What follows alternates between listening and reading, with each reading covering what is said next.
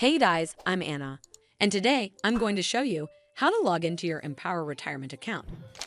This video is going to be a step-by-step tutorial, so if you follow along, by the end of this video, you'll be able to log into your Empower Retirement account.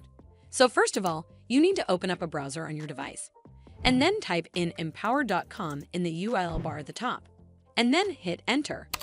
It'll take a bit to load up the website. And once you're on this webpage, click on this login button right over here. Next, scroll down and click on the Login to Retirement Plan option.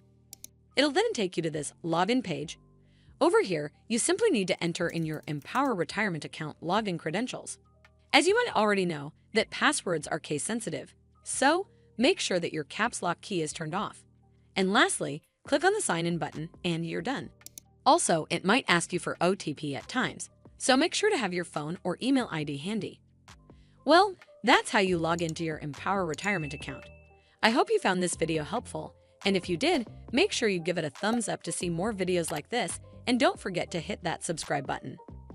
We'll see you in the next one.